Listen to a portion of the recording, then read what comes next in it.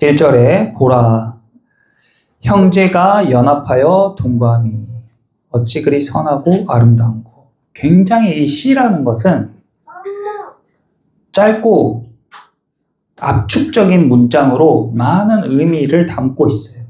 그러니까 그 단어를 하나 선택할 때에, 또 그 단어를 하나 배치할 때에 굉장히 많이 고심하고 생각해서 그것들을 적습니다. 그래서 첫 번째 단어부터 보라, 형제가 했는데 여기에서 형제라는 단어를 사용했어요. 여기에서 말하는 형제는 하나님의 자녀이고 하나님의 백성들이죠. 단순히 우리가 생각하는 남자 형제들만 이야기하는 것이 아니라 한 부모, 한 가정으로, 한 아버지로 구성되어 있는 그런 형제 자매들을 통칭하는 단어가 형제입니다. 그러므로 지금 이 시의 대상은 하나님을 믿고 따르는 백성들인데, 그 사람들을 지칭할 때, 가르칠 때에 우리가 너무 많은 명칭이 있잖아요. 우리가 성도라고도 하고, 그리스도인이라고도 하고, 예수님을 따르는 신부라고도 하고, 백성이라고도 하고, 제자라고도 하고, 종이라고도 하고, 여러 가지 표현이 있는데, 이 시를 적는 이 사람은 고심고심해서 이곳에 어떤 단어를 넣으면 가장 적합할까 고심고심해서 선택한 단어가 바로 형제예요. 그래서 여기 있는 저와 여러분, 한 교회에서 예수님을 머리로 삼고 하나님의 자녀 되기로 결단하여 이 자리 가운데 모인 저와 여러분은 이제부터 하나님을 아버지로 둔 형제이고 자매인 것을 믿습니다. 다른 말로 이제 가족이라는 뜻이에요. 근데 우리가 이렇게 말로만 가족이 아니고 진짜로 가족이 되는 경험을 하는 것이, 그런 게 교회라는 거죠. 보라, 형제가 연합하여 동거함이. 연합이라는 단어를 썼습니다. 그 형제도 동그라미 치고 연합에도 동그라미를 치고 동거에도 동그라미 쳐보세요. 연합이라는 단어는,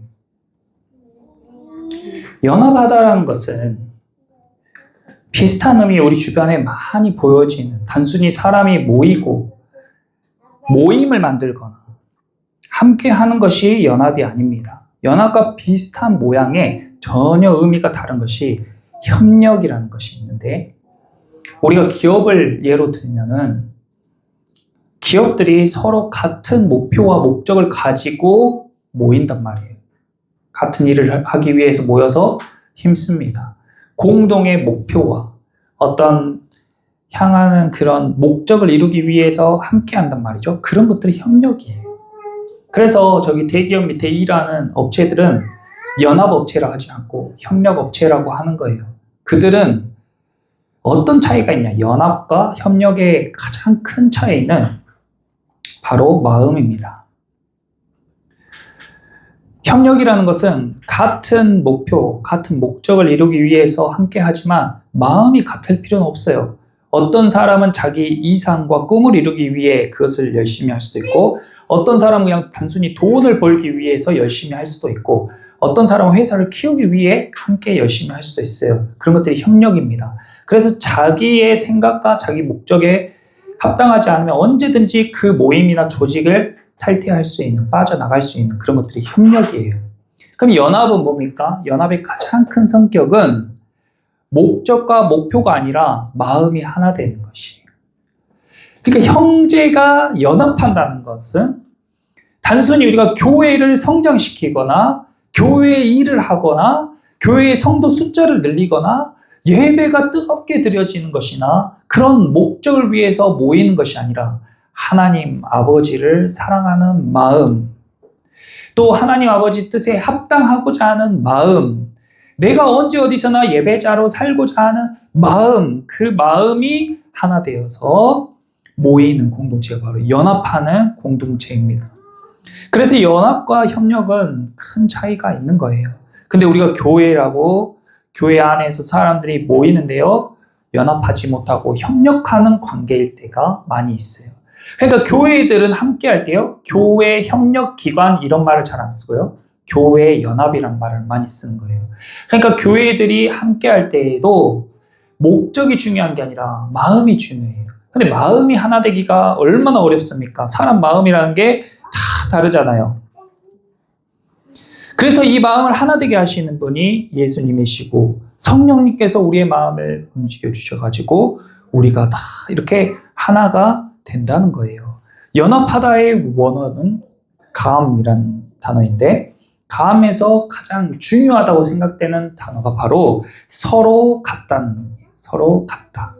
마음이 서로 같다. 이것이죠. 그러니까 우리가 한 교회에서 하나님을 아버지로 삼아서 연합한다라고 하는 것은 내 마음에 들지 않으면 빠져버리고 내 마음에 들지 않으면 탈퇴하고 이런 게 아니에요. 내 마음에 맞도록 다른 사람의 마음을 조장하고 그런 게 아니란 말이에요. 내 마음이 하나님의 마음과 합해지도록 지속적으로 노력하고 그 과정에서 인내하고 그 과정에서 기도함으로써 다 같이 조금씩 하나님의 마음과 같게 변화되면서 그렇게 하나 되는 공동체인 것입니다. 우리 교회 저와 여러분이 하나님의 마음에 합한 그런 하나 되는 연합하는 공동체가 되기를 기도합니다. 그래서 우리가 그렇게 기도를 하는 거예요. 우리 가정도 연합의 대상이죠. 그러니까 부부가 먼저 연합해야 되고 자녀들이 먼저 연합해야 되고 부모와 자녀들이 연합해야 되는 것이죠. 그렇게 하려면 내 역할이 굉장히 중요한 거예요. 내가 남편과 마음이 완전 달라.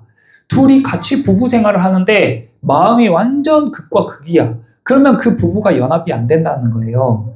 어떤 부부는 나는 이렇게 살고 싶고 우리 가정을 이렇게 만들고 싶어. 또 와이프는 나는 우리 가정이 이렇게 됐으면 좋겠고 이렇게 하고 싶어. 자녀는 자녀대로 또 나는 이런 부모님 밑에서 이런 삶을 살고 싶어. 이렇게 마음이 다 사분오열돼 있으면 그 가정이 어떻게 연합이 되겠어요?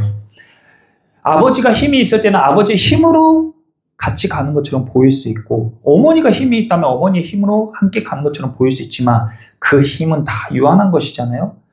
돈이 힘일 수도 있죠. 아니면 진짜 물리적인 힘일 수도 있고 목소리가 큰 사람의 말이 이길 수도 있어요. 근데 그런 것들은 다 일시적이란 말이에요. 그것이 약해지면 바로 협력한 것이 깨져버립니다. 그런데 우리의 마음이 하나 되면 아무리 어렵고 아무리 힘들고 큰 고난이 오고 비록 내 마음에 맞지 않는 부분들이 있다 하더라도 이 연합을 끊을 수가 없는 거예요. 그래서 마음이 하나 되는 게 굉장히 중요해요. 우리 가정에서 공통적으로 하나 되는 마음이 무엇입니까? 우리 가정에서 공통적으로 하나 되는 마음은 바로 사랑이에요. 그래서 사랑이 굉장히 중요한 겁니다. 남편과 아내가 사랑하고 부모와 자녀가 사랑하고 자녀들이 서로 사랑하면 그 사랑하는 마음으로 가정이 이루어지는 거예요.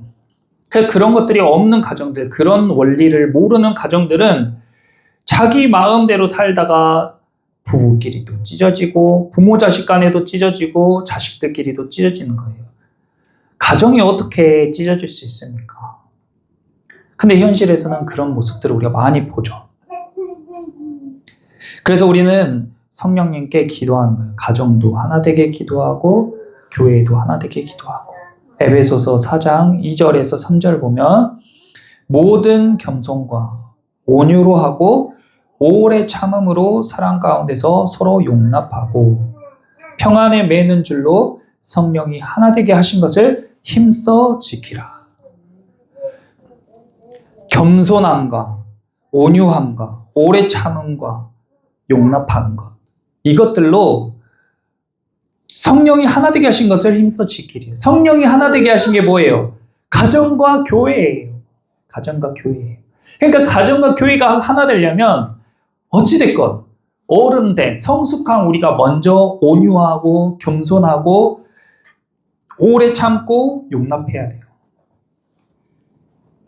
그렇게 해야 성령께서 하나 되게 하신 것을 지킬 수가 있는 겁니다. 로마서 15장 5절에서 6절, 이제 인내와 위로와 하나님이 너희로 그리스도 예수를 본받아 서로 뜻이 같게 하여 주사 한 마음과 한 입으로 하나님 곧 우리 주 예수 그리스도의 아버지께 영광을 돌리게 하려 하노라. 아멘.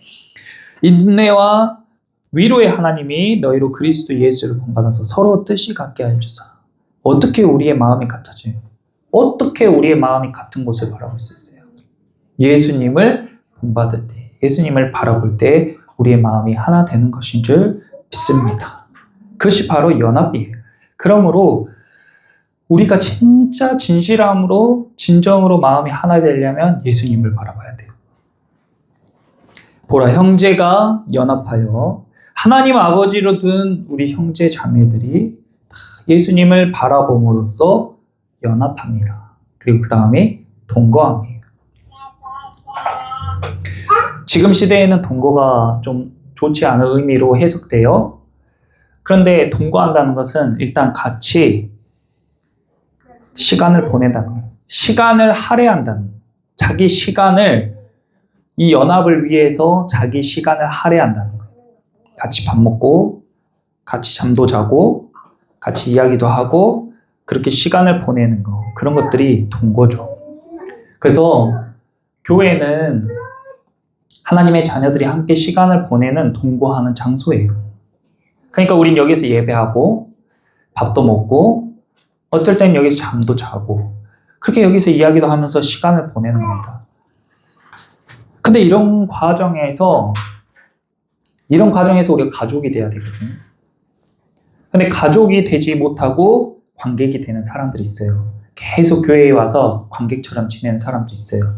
그 사람들을 우리가 잘 가족이 될 수 있도록 여기 계신 분들, 수요예배 오신 분들은 성숙된 분들이니까 그런 관객처럼 있는 분들이 가족이 될 수 있게 우리가 잘 품어줘야죠. 처음에는 어색하기 때문에 손님처럼 지낼 수 있지만 계속 손님 같은 태도를 유지하는 것, 그것은 올바르지 않다. 우리는 하나님을 아버지로 둔 형제 자매로서 서로 신세도 지고 도움도 주고 사랑도 주고 그렇게 기꺼이 가족이 되어가는 거예요. 남한테 신세지기 싫고 내 체면 구기기 싫고 좋은 모습만 보여주고 싶고 그건 가족이 아닙니다. 가족이 아니에요. 어떤 사람들은 때로는 큰 교회에 가서 아무도 자기를 모르는 교회에 가서 조용히 예배만 드리고 싶대요. 그것은 바른 신앙생활이 아니에요. 그것은 그냥 자기 마음의 감정적 만족을 누리기 위한 소비죠. 그것은 하나님을 예배하는 태도가 아닙니다.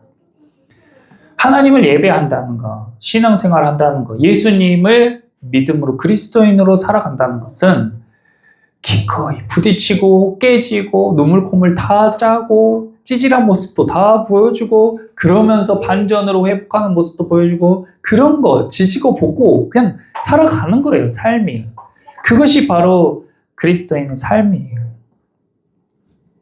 그렇게 서로 실수하고 연약한 모습 보이고 변화되는 모습을 기대하면서도 계속 용납하고 그런 것들, 그런 게 바로 동거하는 과정에 나타나는 거죠. 연합해서 동거한다는 것은 이런 거예요. 교회 안에서 아이고 다 내 마음에 합당하고 다 내가 보기에 좋고 불편한 사람 하나도 없고 그런 연합 없습니다. 그런 연합 없어요. 문제 없는 연합, 문제 없는 가정, 다 아름답고 다 내 마음에 들고 좋은 모습만 보는 그런 가정 없다고요. 같이 살면은 제일 사랑해서 결혼한 부부끼리도 꼴 보기 싫을 때가 있고 말 한마디에 상처받을 때가 있고 불편할 때도 있고 확 뜯어 고쳐버리고 싶은 그런 것도 있고 하물며 전혀 관계가 없는 사람들이 하나 된 이 교회 안에서 이룬 가정은 어떻겠어요. 근데 그런 것들을 인내함과 용서함과 오래 참음과 용납하는 것 이런 것들로 견뎌내면서 계속 하나 돼가는 거예요. 그러니까 그 모임이 형제가 연합해서 동거하는 그 모임이 어찌 그리 선하고 아름다운가. 그러니까 이런 감탄사가 터져 나올 수밖에 없죠. 하나님을 아버지로 둔 형제 자매가 된 것도 어메이징한 일이에요. 그런 일면식도 없는 사람들이 마음을 하나 되게 한다는 거. 10개의 물속은 알아도 1개의 사람 속은 알 수가 없어. 아무리 모든 것을 뜯어 고쳐도 사람은 절대 뜯어 고칠 수가 없어. 근데 그 사람들의 마음이 하나 되는 기적적인 경험을 하는 거. 그리고 그 사람들이 함께 동거하는 거. 그것이 너무 하나님 보시기에 선하고 아름답다. 우리가 여기에서 아이고 김 집사님, 아이고 목사님 하면서 막 봉사하고 헌신하고 예쁜 모습만 보이는 그런 게 선하고 아름다운 게 아니라 난 이거 하기 싫어요. 어린아이처럼. 교회 안 나가요. 그리고 예배도 싫어요. 하라 해도 안 하고 맨날 빼고 이런 사람들, 그런 사람들을 끌어안아가지고 어떻게든 하나님 아버지께로 인도하고 지지고 볶고 부딪히고 깨지고 그런 과정 안에서 하나 되는 이 모임이 하나님 보시기에는 선하고 아름다운 것이라고요. 선하고 아름답다. 뭐가 하나 빠진 것 같지 않아요? 선하고 아름다운 거. 우리가 흔히들 진선미라고 부르는 가치가 이것이에요. 근데 여긴 진이 빠졌잖아요.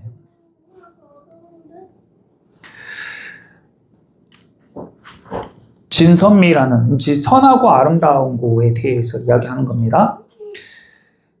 선과 미에 대해서 이야기했어요. 진이 빠졌어요. 진선미라는 것은 우리 사람이 살아가는 인간 철학의 보편적인 개념이죠. 진선미. 사람이 살아가면서 꼭 필요한 거, 절대적인 가치 이런 것들이에요. 그런데 거기에 진이 빠졌어요. 이 진선미라는 것은 역사적으로 쭉 있어 왔던 것이죠. 성경에서도요. 하나님의 참되심, 하나님의 거룩하심, 하나님의 아름다우심 이런 것들이 바로 진선미죠. 그리고 서양 철학에서도 플라톤이 이데아의 개념을 이야기할 때 이데아, 그러니까 우리가 이성적으로 또 눈에 보이지 않는 이면에 참된 세계, 완전한 세계가 있다. 그게 이데아잖아요. 그 이데아의 그림자라고 불리는 거. 그것이 바로 진선미입니다. 그래서 이 진선미는 서로 다 연결되어 있다고 생각하는데 이 서로 연결된 게 참된 것은 선하고 선한 것은 아름답고 아름다운 것 진실되다. 이렇게 서로 다 연관되어 있다고 보는 거예요. 동양에서도 도로 이야기하고 덕으로 이야기하는 이런 진선미의 개념이 있습니다. 그러니까 사람이 살아가는데 꼭 필요한 개념이란 거예요. 그런데 우리가 살아가는데요. 하나님이 원하시는 건 선하고 아름다운 거예요. 선하고 아름다운 거. 우리 가정이 선하고 아름답게 되고 우리 교회가 선하고 아름답게 되기를 기도합니다. 네. 그런데 진리가 중요하죠. 마이클 샌델 교수가 정의란 무엇인가 이야기하는 거 굉장히 중요하다고요. 10년 전쯤에 그 책이 베스트셀러가 된 이후로 얼마나 사람들이 정의에 관해서 따지는지, 우리 사회가, 우리나라 사람들이 정의에 대해 혈안이 되었어요. 그래서 이 나라와 정치인들이 가장 1순위로 세우는 가치가 진이 되었습니다. 정의가 되었어요. 이거 한번 잘 생각해 보세요. 그래서 이것이 하나님이 기뻐하시는 일인가를 지금 생각해 보는 거예요. 우리나라는 서로 연합해야 되고 동거해야 될 아름다운 공동체예요. 그래서 하나님 보시기에 선하고 아름다운 공동체가 돼야 된다는 거예요. 그래서 그런 것들을 위해서 위정자들을 세웠어요. 정치인들을.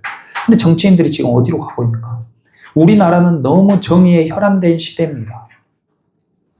그런데 서로가 서로를 향해서 넌 이거 잘못했고 넌 이것이 잘못됐고 난 이래서 정의로웠다 하면서 서로의 정의를 내세우고 특검을 부르고 검찰을 부르고 이렇게 정의를 앞세우는 그런 것들이 정치의 가장 핵심적인 가치가 되었어요. 근데 이게 왜 중요하냐면 이런 것들이 계속 노출되고 국민들이 이런 걸 계속 보잖아요. 그러면 우리가 젖어들어요. 이런 가치에. 그래서 교회 안에서도 당신 이거 틀렸어. 목사님 이거 틀렸어요. 가정 안에서도 남편에게 당신 이거 고쳐. 당신 이거 틀렸어. 당신이 잘못한 거야. 그 잘못에 대한 적합한 처벌을 받아야 돼. 그 잘못에 대한 합당한 벌을 받아야 돼. 그것이 정의로운 것이고 선하다고 오해해요. 근데 그것이 선한 것이 아니라는 겁니다. 그게 선한 게 아니에요. 어떤 게 선한 것이냐?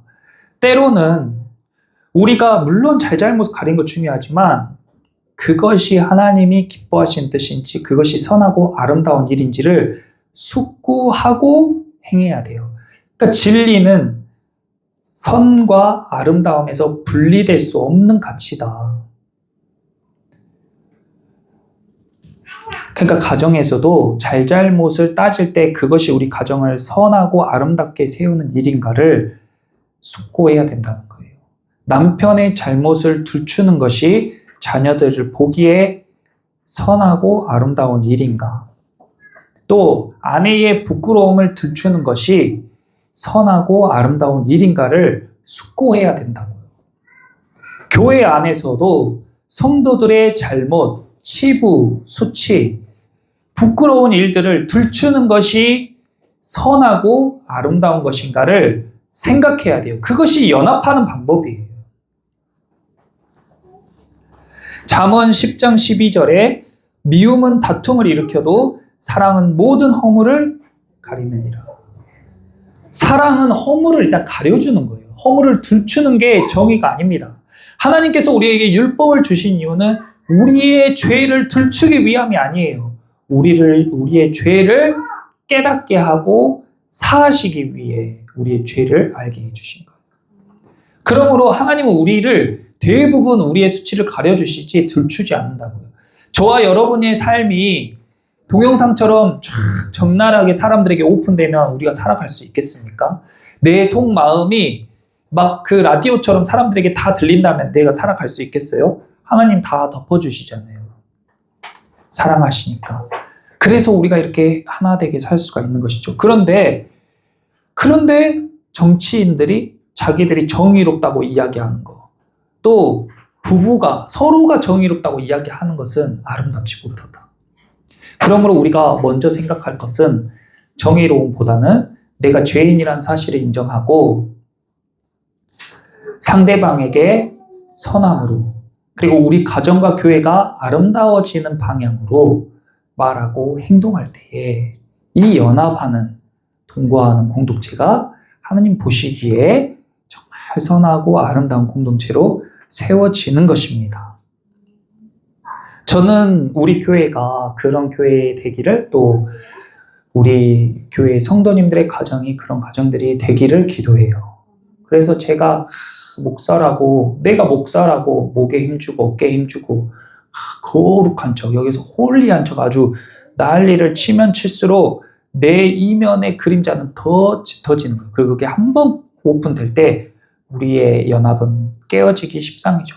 근데 저의 연약함을 인정하고 성도들에게 잘못도 용서하고, 그렇게 우리가 서로를 용납하면서 우리가 하나 되어 가는 거예요. 그러므로 좀 불편하고 내가 보기에 좀 부족한 이웃들이 있다면 그 사람들을 긍휼히 대해주세요. 그 긍휼히 여기는 그 긍휼로 자기가 하나님 앞에 긍휼히 여김을 받게 되는 것입니다. 그러니까 진짜 아름다워요. 그런 조직이 아름다워져요. 그런 모임이 아름다워져요. 행복해지고 세워져 가는 겁니다. 그게 사랑을 추구하는 모임이죠. 그래서 이 시편 기자는, 이 시편 시를 쓴 사람을 기자라고 하는데, 이 시편 기자는 1절에서 그냥 다 끝내버렸어요. 몇 개 단어로. 보라, 형제가 연합하여 동거함이 어찌 그리 선하고 아름다운지. 이걸로 끝이에요. 끝. 그리고 2절, 3절은 뭐냐? 그 아름다움을 묘사한 말. 자, 이렇게 아름답다. 이렇게 은혜롭다. 이걸 묘사한 말이 2절 함께 보겠습니다. 머리에는 보배로운 기름이 수염 곧 아론의 수염에 흘러서 그의 옷깃까지 내림받고. 이 아론은 구약 성경 출애굽기에 나오는 모세의 형이에요. 그래서 성경의 대제사장의 원형이라고 볼 수 있습니다. 그러니까 제사장이 보석으로 번쩍번쩍한 금으로 치장된 그 에봇을 딱 입고 기름 부으심을 딱 받는데, 머리에다가 기름을 쫙 부으니까 그 기름이 머리에서 타고 흘러가지고 수염들에 다 타고 흘러서 옷이 이렇게 에봇을 긴 천으로 된 그 옷, 옷깃 끝까지 쫙 흘러내리는 그런 모습을 지금 묘사해 놓은 거잖아요.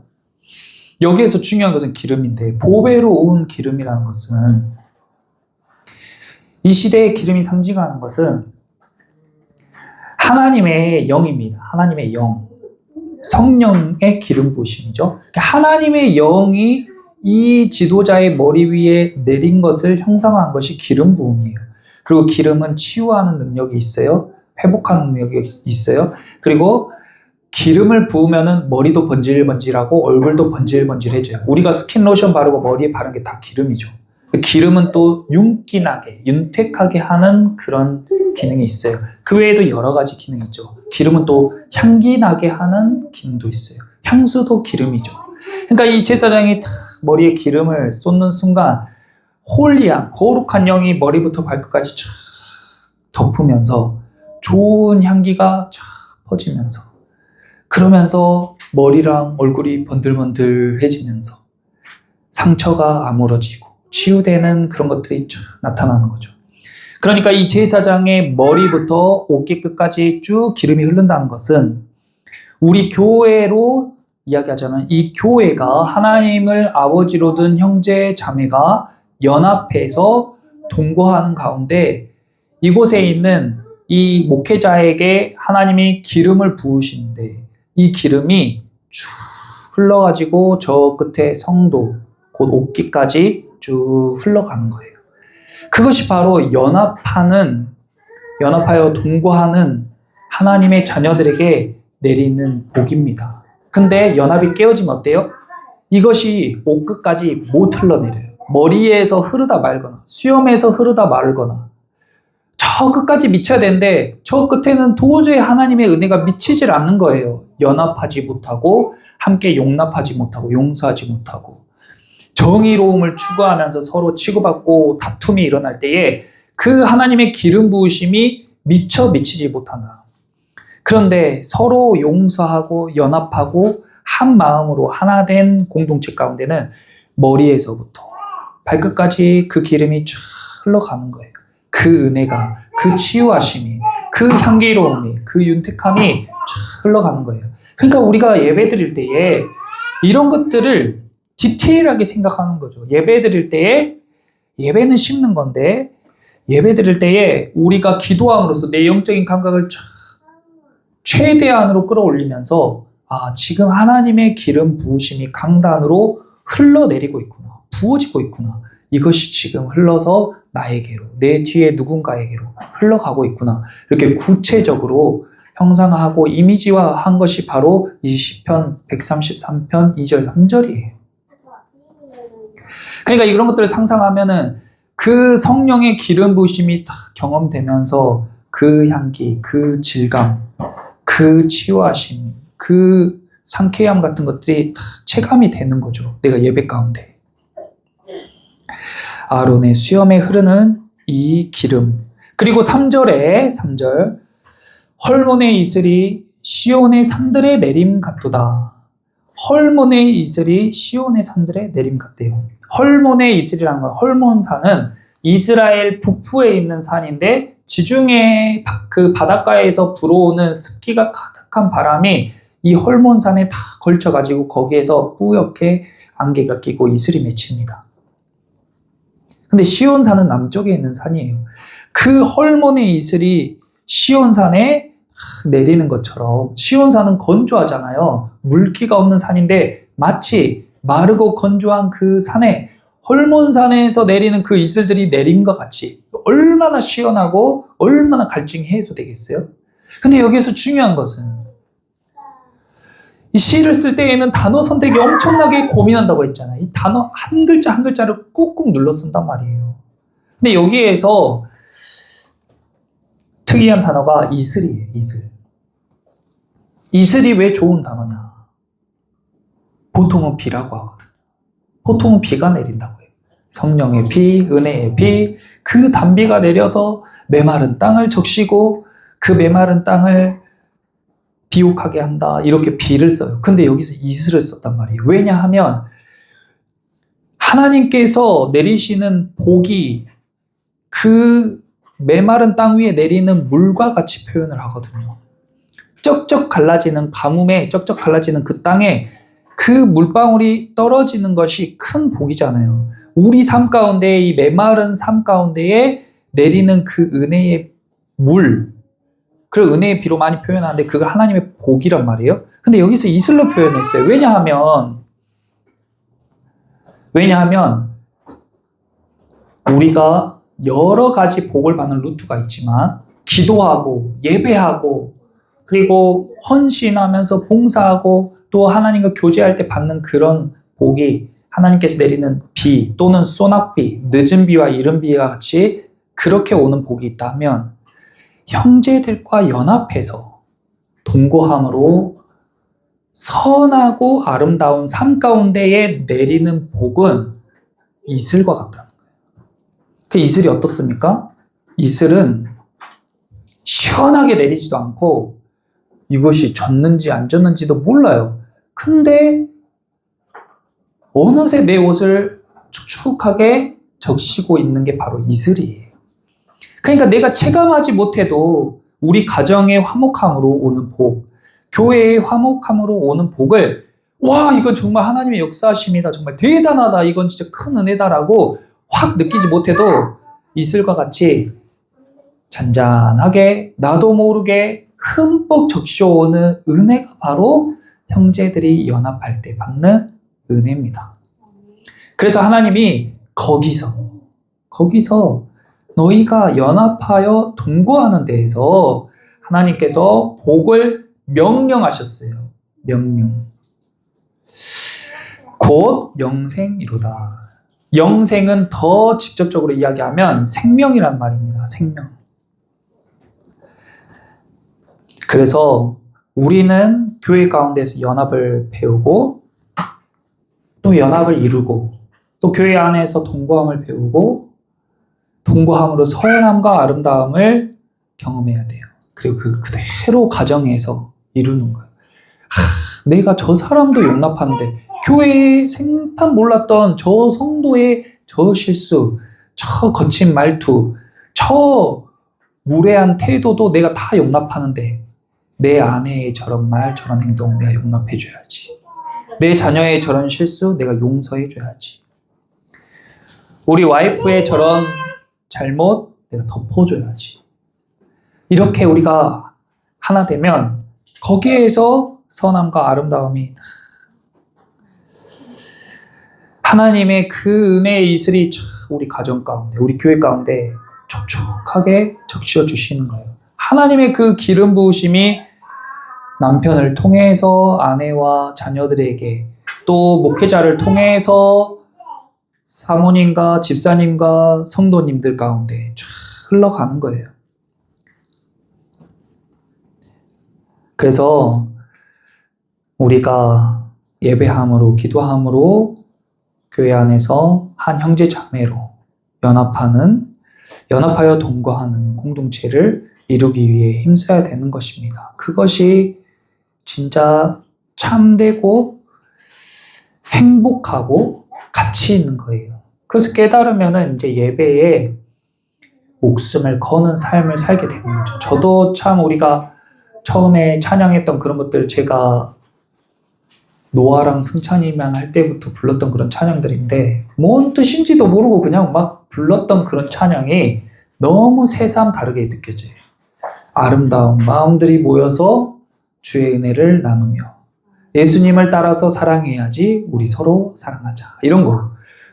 그 가사 하나하나가 너무 주옥 같아가지고 마음에 팍팍 박히는 거. 이제야 30년 이상 지난 지금에서야 깨달아요. 그러니까 이제 막 신앙생활을 하는 우리 성도님들의 미숙함은 너무 용납이 되고 이해가 되는 거예요. 기다려줘야 돼요. 아무리 늦어도 저보다 빠를 거예요. 30년은 안 걸릴 거예요.